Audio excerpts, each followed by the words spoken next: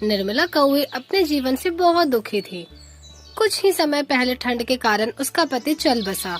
अब उसका देखभाल प्रीतम कौवा, उसका बेटा और बहू टुन्नी चिड़िया करती थी। प्रीतम कौवे का काम बहुत ज्यादा अच्छा नहीं चल रहा था। घर पर खाने पीने की दिक्कत बढ़ रही थी। ऐसे में कभी घर में राशन होता तो कभी नहीं। प्रीतम की नौकरी छूट गई थी। अब वो कहीं पर मजदूरी करता था तो उसे हाल के पैसे मिल जाया करते थे, वरना वो दर दर काम के लिए भटकता रहता था। ऐसे ही शाम के समय निर्मला, अरे ओ प्रीतम बेटा, मेरी आजकल तबीयत ठीक नहीं रहती है। तुझसे दवा मांगना चाहती हूँ पर बहुत सोचती हूँ, क्योंकि तेरे पास काम नहीं है। तू ठीक से नौकरी क्यों नहीं कर लेता कहीं? प्रीतम, माँ आपने बहुत आसानी से कह दिया, लेकिन मैं अभी कोशिश कर रहा हूँ।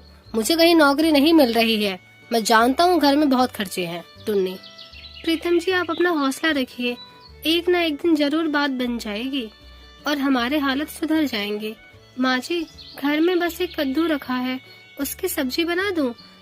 और तो घर में कल सुबह खाने के लिए कुछ भी नहीं है। निर्मला, ठीक है बहू, वही बना देना। टुन्नी, माँ जी मैं काम की तलाश में जा रही हूँ, आप अपना थोड़ी देर के लिए ख्याल रख लेना। प्रीतम, ठीक है, मैं अभी चलता हूँ। देखता हूँ किसी से राशन पानी थोड़ा उधार मिल जाए। इस तरह से दोनों पति पत्नी काम ढूंढने के सिलसिले में चले जाते हैं। तभी घर पर एक बूढ़ा कबूतर आकर कहता है, कबूतर, अरे कोई है तो मुझे खाने को दे दो, 2 दिन से मैंने कुछ नहीं खाया है। निर्मला, अरे मेरे घर में तो खुद कुछ नहीं है, मैं क्या दूं? सिर्फ एक कद्दू ही रखा है, वो भी बहुत भूखे हैं। मैं इसी को कुछ बनाकर खिला देती हूँ। सुनिए, थोड़ा घर में आकर इंतजार कीजिए, मैं आपको बनाकर खिला देती हूँ। कबूतर, ठीक है, भगवान तुम्हारा भला करे।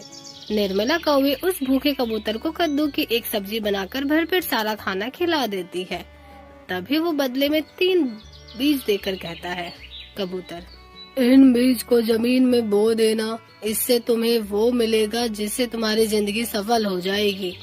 तुम्हें किसी भी चीज की कभी कमी नहीं पड़ेगी, क्योंकि वो एक जादुई कद्दू होगा। कौवी, क्या सच में? आप मुझे? कौवी सास उससे ज्यादा कुछ नहीं पूछती।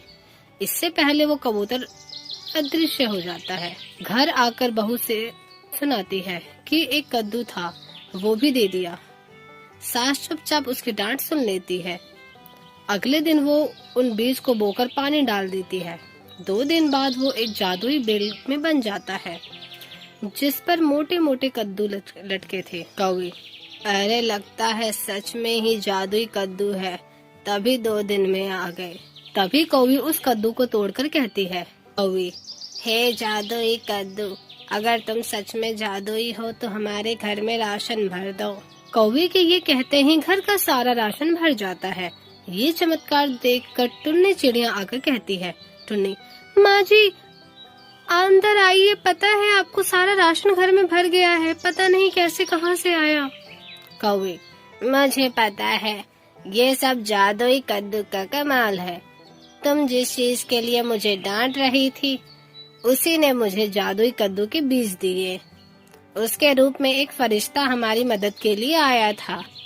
अब हमारे घर में सारी परेशानियां खत्म हो जाएगी और इस जादुई कद्दू की मदद से प्रीतम अपना नया कारोबार भी खोल लेगा। टुन्नी, सच में माँ जी, मुझे माफ कर दीजिए, मैंने आपको बहुत कुछ उल्टा सीधा कह दिया। कौवे, कोई बात नहीं बेटे, स्थिति ऐसे ही थी कि कोई भी ऐसे कहता।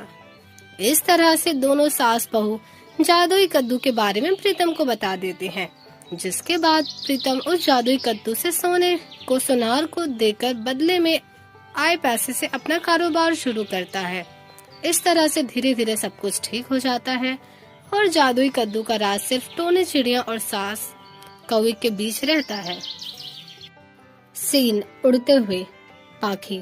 माँ की तबीयत बहुत खराब है, मुझे जल्दी से उनके लिए खाना ले जाना होगा ढूंढकर। घर पर पैसे भी नहीं हैं और पिताजी भी अभी तक नहीं आए। परेशान चिड़िया अपनी बीमार माँ का खाना ढूंढने निकलती है। तभी उसके दो दोस्त कालू कौवे और मैना उसे पत्थर मारते हैं, जिस वजह से वो गिर पड़ती है और कहती है, पाखी, आ आ आ मम्मा, किसने मारा मुझे ये पत्थर? कौवा, ओ पीली चिड़िया, कहाँ उड़ते हुए जा रही हो? पाखी, अच्छा तो तू है कालू कौवे, तेरी हिम्मत कैसे हुई मुझे पत्थर मारने की? दिखाई नहीं देता मैं काम से जा रही हूँ। मैना, ओहो, हमें तो दिखाई नहीं देता। आई बड़ी काम वाली चिड़िया, एक पत्थर और मारना चाहिए इसे तो। पाखी, ऐसी बात है तो मैं भी पत्थर फेंक कर मारती हूँ। वो पत्थर फेंकने वाली ही होती है कि पाखी का पिता चंपक कबूतर कहता है, चंपक, पाखी बेटा, तुम यहाँ क्या कर रही हो? पाखी, पिताजी आप? कुछ नहीं पिताजी, मैं किसी काम से आई थी, अभी तो मैं जा रही हूँ, लेकिन इस पत्थर का बदला मैं तुम दोनों से लेकर रहूंगी। ऐसा कहकर पाखी चिड़िया अपने पिता कबूतर के साथ घर लौट जाती है और अनजाने में पत्थर लेकर आ जाती है। पाखी चिड़िया का परिवार बहुत गरीब था। कुछ दिनों से उन्होंने ठीक से खाया भी नहीं था, जिस कारण पाखी चिड़िया की माँ अंबिका बीमार हो जाती है और पिता काम की तलाश से वापस आया और कहता है, कबूतर, पाखी बेटा, ये तेरे हाथ में पत्थर क्यों है? पाखी, वो पिताजी, मेरे दोस्त मुझे पत्थर फेंक कर मार रहे थे तो इसलिए हाथ में आ गया। खैर वो छोड़िए, आपको काम मिला? माँ की वैसे ही तबीयत खराब है, ऐसी आपकी भी हो गई तो हमने ठीक से कुछ खाना भी नहीं खाया है। काश ऐसा कोई जादू हो जाता कि हमारे घर में खाना भर जाता। पाखी चिड़िया के ऐसा कहते ही उस पत्थर से एक रोशनी निकलती है, जिसके बाद उस घर में हर जगह स्वादिष्ट खाने की थाल सज जाती है। ये देखकर तीनों हैरान होते हैं और चंपक कहता है, चंपक, अरे ये कैसे हो गया? पाखी बेटा, तुमने जैसे ही खाना बोला वैसे ही खाना आ गया ढेर सारा। अंबिका, अजी वो देखिए, पाखी के हाथ में जो पत्थर है वो चमक रहा है, कहीं ये उस पत्थर की वजह से तो जादू नहीं हुआ? पाखी, अरे हाँ माँ, ये रोशनी तो ऐसे ही पत्थर में से आ रही है, कहीं ये कोई जादुई पत्थर तो नहीं? चंपक, अगर ऐसा है तो कुछ बोलकर देखो बेटा। पाखी, हे जादुई पत्थर, अगर तुम हमारी बात सुन रहे हो तो हमारे टूटे हुए घर को नया बना दो। पाखी चिड़िया के ऐसा कहते ही फिर से जादुई पत्थर से रोशनी निकलती है, जिसके बाद उनका घर एक नया सुंदर घर बन जाता है। ये देखकर तीनों खुशी खुशी कूद पड़ते हैं। पाखी, अरे वाह माँ, हमारे हाथों में तो जादुई पत्थर लग गया, हमारी सारी दिक्कतें अब खत्म। अंबिका, ये तो सच में जादू हो गया, अब हम खुशी खुशी रहेंगे पाखी के पापा, आपको काम ढूंढने की भी जरूरत नहीं, अब आप अपना ही काम कर लेना, आओ साथ में मिलकर खाते हैं। चंपक, हाँ हाँ जरूर आओ। ऐसा कहकर वो तीनों मिलकर जादू से आए खाने को खाते हैं। तभी पाखी चिड़िया जादुई पत्थर से पैसे मांगती है और अपनी माँ के लिए दवाई लेकर आती है, जिसके बाद अंबिका चिड़िया भी ठीक हो जाती है। सब कुछ अच्छा चल रहा था कि एक दिन उनके घर पर एक बूढ़ा कबूतर आया, जो कहता है, कबूतर, आहा बेटी, भगवान के नाम पे कुछ दे दो, 2 दिनों से कुछ नहीं खाया, ऐसा लगता है कि खाए बिना निकलने वाले हैं, कुछ खाने को दे दो। पाखी, अरे बाबा, आप घर में आइए, आप तो ठंड से कांप रहे हैं। पाखी के कहते ही वो बूढ़ा कबूतर घर में आ जाता है, जिससे पाखी खाना बनाकर खिलाती है और अपने जादुई पत्थर से कहती है, पाखी, हे जादुई पत्थर, मुझे एक कंबल दे दो।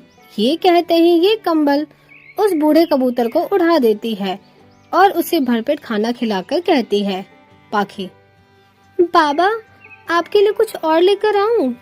कबूतर, नहीं बेटी, तुमने मुझे इतना सब कर दिया वही बहुत है, भगवान तुम्हें हमेशा खुश रखे। ये कहकर वो बूढ़ा कबूतर चला जाता है। इस तरह से पाखी चिड़िया अपने जादुई पत्थर से गरीब बेसहारा पक्षियों की भी मदद करती थी। चंपक को अपना काम करना था, इसीलिए वो जादुई पत्थर से एक रेस्टोरेंट खोलता है जहाँ सभी पक्षियाँ उसका बना हुआ स्वादिष्ट खाना खाते हैं। और पाखी चिड़िया अपने उन्हीं दोस्तों के पास जाकर कहती है, पाखी, तुमने मुझे उस दिन पत्थर फेंक कर मारा था ना, उसी के लिए मैं तुम्हें शुक्रिया करने आई हूँ। कौवा, अरे तुम इतना खुश क्यों हो और गुस्सा क्यों नहीं हो रही हम पर? मैना, हाँ क्यों नहीं। पाखी, क्योंकि उसकी जरूरत नहीं है। ऐसा कहकर पाखी चिड़िया खुशी से चली जाती है। उसके दोस्त को कुछ समझ नहीं आता और वो भी खुशी खुशी रहने लगते हैं।